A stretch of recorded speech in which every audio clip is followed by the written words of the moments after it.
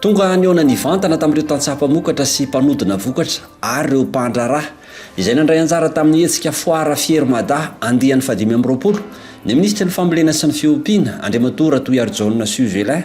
ny 1 Aogositra 2024 teny Antotapenaka. Afatsika niatrika an'ity fiermada ty satria raha jeritsika amin'izao dia maro zany ireo tantsaha zay nitondra nanao fampiratiana nandray anjara tamin'ity hetsika 2020 taona ity. Fa akoatr'izay koa dia hitatsika fa liana dia liana vahoaka malagasy amin'ny vokatry ny fambolena raha tsy hitentsika ireo olona tonga mitsidika stand fa tsy vitany hoe tonga mitsidika ny olona fa tonga ihany koa tena manjifa ary manjifa nataontsika hoe vita malagasy.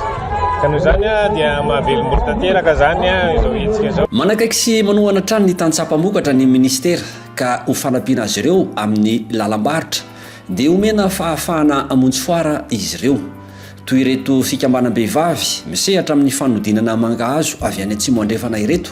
izay toana ny fandarana sa defi eo ambany fiahin'ny ministeran'ny fambolena sy ny fiompiana. Tonga eto miraina sy miray fo manao zay asan-tanana nomeny pamy anay zay arahanay amin'ny defi manao fanodinana gari de farine de manioc gari de manioc ary mamoaka fenkila de manioc le anovanay fa ity farine ty zany atafavohanay biscuit sy gâteau cake ary tena mahomby anay tsara io amin'ny faritra atsimo andrefana zany satria be dia be le mangahazo any aminay le ireto amin'izay zany fanodinana satria maharitra 3 taona zany fitehirizana azy ary ty gari toy kosa zany mety anovana sakafo manahaka ny vary io azo asia ronono laofana hena asiana laofana trondro traka ary anovana pizza koa ity farine de manioc toy anovana sakafo mahaleo tegna tena fako mihitsy zany zahay association mikarakara azy ary ireo vahoaka mandray anjara amin'le fikarakarana le gari zany.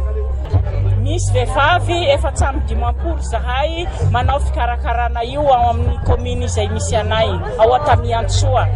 Le misy zany pikarakara gari, misy pikarakara cake, misy pikarakara biscuit. Ny tanjona zany tena monjy anay foara reto zany mba mampahafantatra ireo mba mampahampivelatsy reto produit ataonay toa zany tena hampahafantatra azy zany amin'le orinasa ataonay faritra atsimo andrefana fanodinana produit local zany. Tena mitady lalam-barotra zany zahay fa le lalam-barotra zany ro probleminay fa tsy firy zany lalam-barotra hitanay fa le gari sy ny asan-tagnanay gari retoa zany tena mahafampo le olo zany ty garinay retoa. Nampiranty vokatra tao ihany koa ireo tanora novolavolainy tetika sapeja ho mpandrara ara-pamokarana. Tanora ny fanatao amin'ny peja nahazo toana tamin'ny peja dia mamokatra an'ireto vokatra ireto dia za ihany koa membre ao anatin'ny fekritama izay confédération natao an-tantsa amin'ny fekritama dia za mamboly sakamalaho dia manodina ho vokatra produit cosmétique sy culinaire dia reto zao isan'ny vokatra vitanay natao an'ny olona manana olana amin'ny volo miongotra dia tia hampaniran'le volo ihany koa dia ankoatr'izay zay manao karazana huile essentielle de extrait ana vanille de épices maro indrindra moa zany vita avy amin'ny sakamalaho. Matière première aloha hatreto mbola tena mahendrika tsara fa somary sarotsarotra kely fotsiny amin'ny resaka misy hoe aretina sy ny ohatran'izany. Lalam-barotra teto mbola hita toerana ihany aloha fa mbola tsy manondrana fa mikasany hanondrana. Maromaro ny dingana izay tena tsy mora fa sarotsarotra daholo nefany noho ny misy hoe fifanampiana ao amin'ny resaka confédération coopérative sy indrindra ny teo amin'ny ministère de l'agriculture tamin'ny lalam-peja dia tena hita hoe mba afaka miaina kely maivamaivana ihany. Marina fa anomana hetsika fia na foarabe iraisam-pirenena ho amin'ny fambolena sy ny fiompiana izay atao eny amin'ny Forelo Tanjombato ny ministeran'ny fambolena sy ny fiompiana ny 12 hatramin'ny 15 septambra 2024 ho avy izao. Tadio fa ny ministeran'ny fambolena sy fiompiana ihany koa moa zany dia efa manomana hetsika goavana amin'ny volana septambra iny le ataontsika foire international de l'agriculture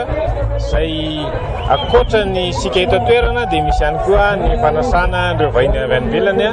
mba handray anjara amin'izany hetsika goavana karakara ny ministera zany.